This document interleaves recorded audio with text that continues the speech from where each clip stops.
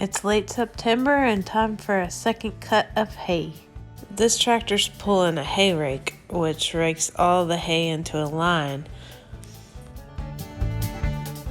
And then the baling machine gets pulled over that line of hay and rolls it into a round bale, puts a netting around it, and spits it out a back door.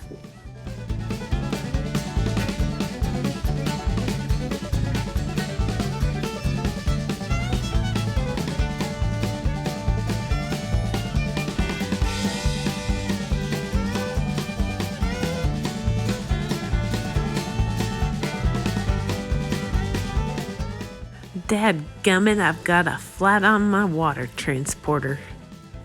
Dirk put a patch on the inner tube for me.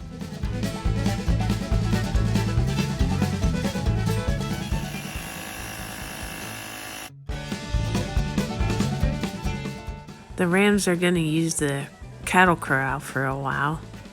I wonder why this is empty. Surprise! I got some ewes. I finally found some. I told the guy I bought them from that my Rams know it's breeding season whether there's girls around or not. The one with the dark face is Katniss and the white one is Primrose.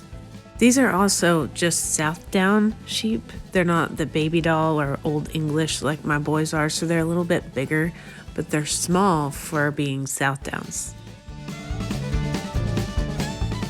I put them right next to the boys so they could get to know them through the fence and just to calm them down while they get used to where they live now. A few days later, Prim escaped, so we can't use bungee cords to keep the doors shut anymore. Not 2 days later, Katniss escaped. Luckily, they stay on our property. The ewes aren't the only new addition. This is Hagrid, our breeder boar. There's only 2 months age difference between the girls and Hagrid. They grow super fast.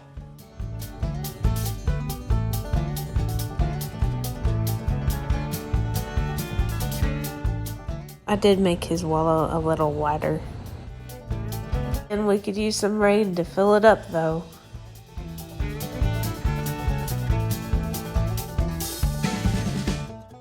We had some fruits and veggies that were about to go bad, but the pigs loved them. They ate everything, especially the grapes. The pigs usually drink when we bring them water and then dump it in their wallow, so they don't have water for the rest of the day. So I got this fancy water spout that attaches to a bucket. I'll attach the handles to the cattle panels with these clips.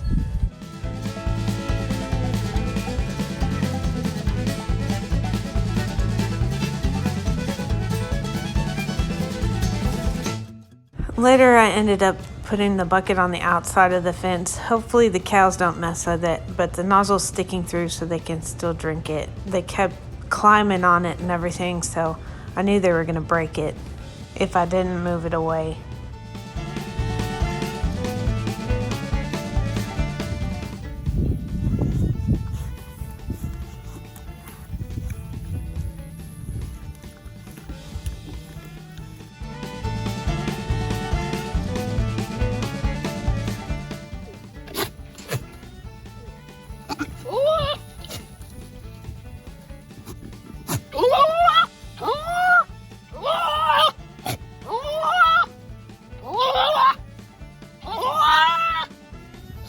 During the summertime, they don't like to go in the little shed I have for them, and I had their minerals in there, so they weren't eating much because they weren't going in there. So I set up this little mineral block, especially before breeding season.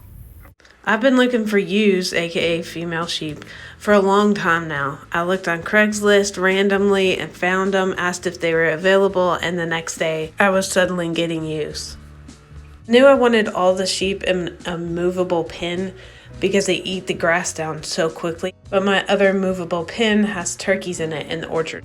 Since the turkeys are for sale and I don't expect them to be here in November, I made them a temporary pen right here.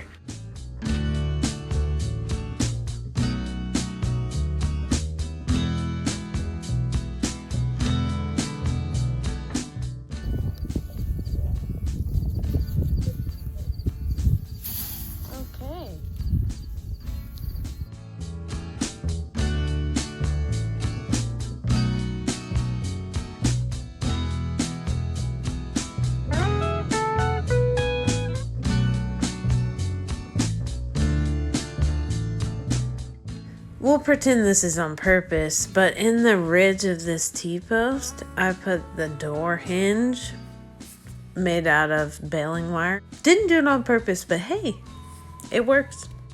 I'd give this pin a real nice. It's made out of scraps.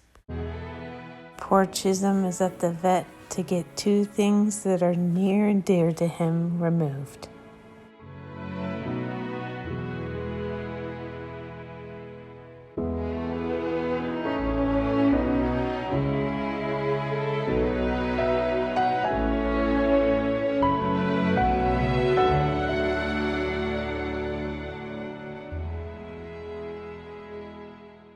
Today is the day we pull the mite strips. They've been in there long enough.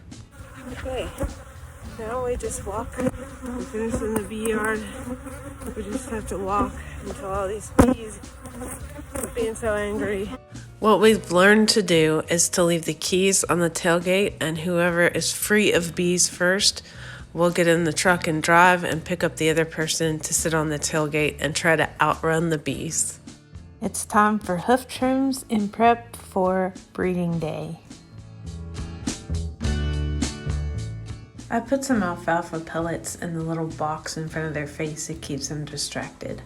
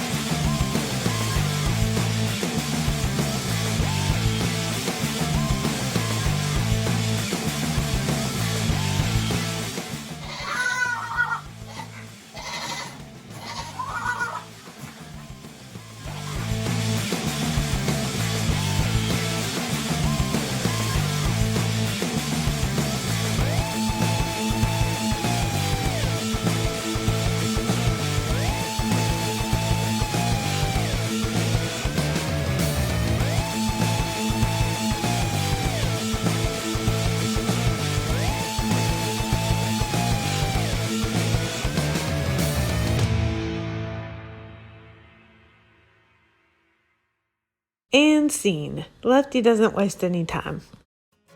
This time of year, it's good that my compost is getting low because I gotta fill it up with leaves in the fall.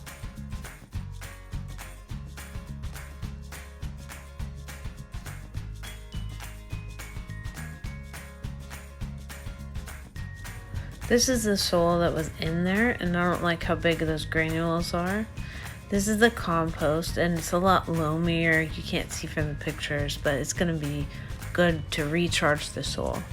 Each of these raised beds were started about the same, but different crops take varying amounts of nutrients from the soil. Different crops will have many different requirements, whether it's texture, water retention. You can also have your soil tested through your local county extension agency, or you can buy an at-home soil test from your local nursery.